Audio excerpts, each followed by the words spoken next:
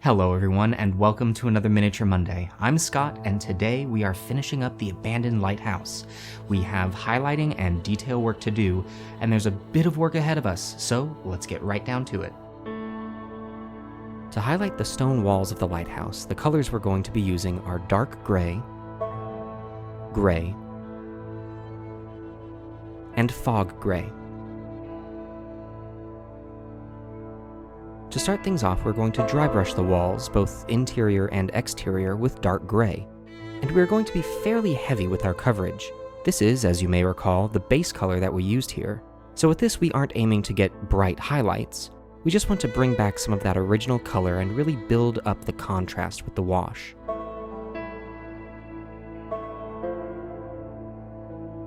Dry brushing is a great technique for a model like this. You can get a lot of coverage in very little time, and if done properly, you'll just be hitting the raised portions of the bricks. It can get a little tricky once we get to areas with other details, like the vines or the door. You want to make sure that you are more precise when approaching these, maybe even switching down to a smaller brush. Next, we are going to do a light coat of dry brushing using gray. This is going to be a notable difference from the dark gray and add some beautiful dimension to the piece. We are still going to go over all of the stone walls with this pass, but we are going to be much more gentle as we do so. Again, we are going to do this pass on both the interior and exterior walls.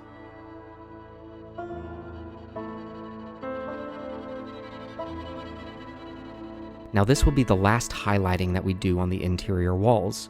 I chose to stop here because inside this model there aren't any light sources, so naturally it is going to be darker than the exterior. It's a subtle choice, but I hope that it adds to the story of the finished model.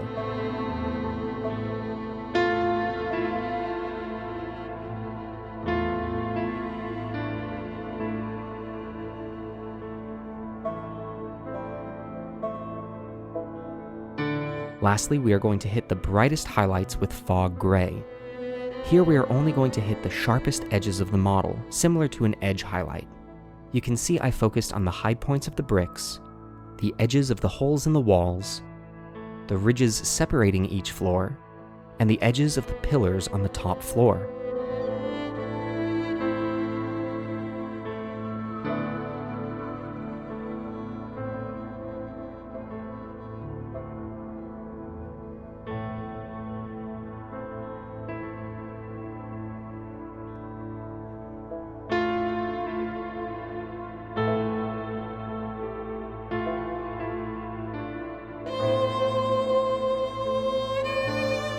To highlight the windows, we are going to use the same process but move our colors down one step darker, using deep gray as our base highlight, dark gray as our medium, and gray as our highest.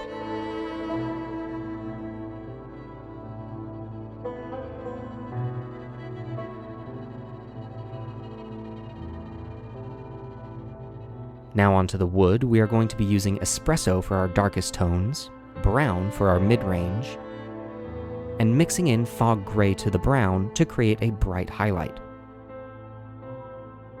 Because the vines are so fine, there is no way we could dry brush them without getting brown all over our walls, so we're going to move on to our layering technique, which we will also use for the ladders on the interior.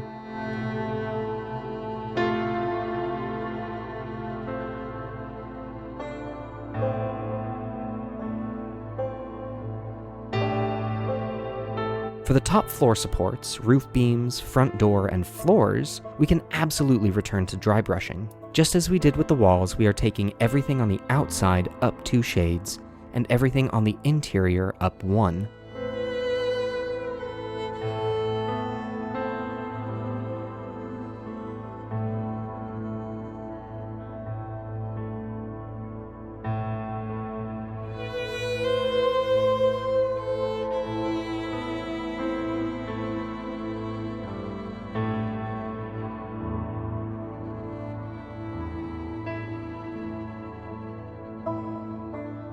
And to finish up the main body of the lighthouse, we are going to hit all of the rivets in the ladders and the floorboards with a dot of dark gray, just to make sure that detail is there.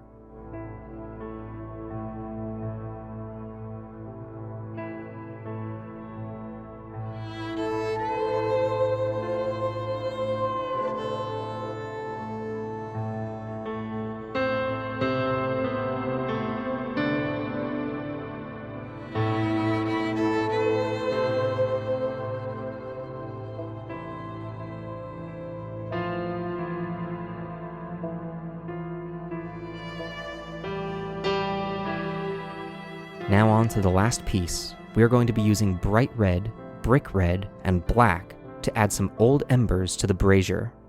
To start, we are going to give the coals a base coat of the brightest red, then covering almost all of that up with the brick red, and then covering almost all of that up with the black. The goal here is to look as though the dying remains of a fire are barely holding on. Lastly, giving the entire brazier a quick pass with our homemade wash, and once that dries, highlighting it first with dark gray, and then a pass with gray. And that is the final touch to finish our abandoned lighthouse.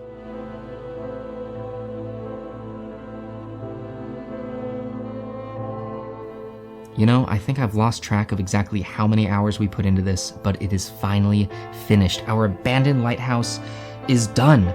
And I gotta say, I had so much fun with this experiment, finding alternative and affordable sources of model paint, making our own washes, and the results look fantastic. If I were to place this on a table, I don't think I'd be able to tell it apart from any of the other models that I've made using more expensive paints. This is great, so, you know, successful experiment, haha! One thing I did notice, for some reason, some of our footage got lost, and we didn't see the highlighting of the red on the roof. So just to let you know what we did, we used the same red from the brazier on the top floor, and just did a dry brushing to give those edge highlights. Now, one other thing I did notice is after painting the piece, the craft paint had an odd chemical smell that seemed to linger for a while, and I was worried for a bit that would stick with the model. But after a coat of primer, it seems to have gone away, so fingers crossed on that. Yeah, I had a lot of fun doing this, and thank you so much for being a part of this experiment and this journey on this series. If you liked the video, please hit that like button and ring the bell to be notified of when we make new videos. Also, if you have any ideas for other models or techniques that you want to see done, let me know in the comments. I do read all of those, and they make a difference. I think one of our next videos will be a viewer requested, so stick around. If you would like to watch more of our videos, you can click here, and if you would like to subscribe to our channel, you can do so here. Thank you again all so much. Once again, I am Scott, and I will see you at the next Miniature Monday.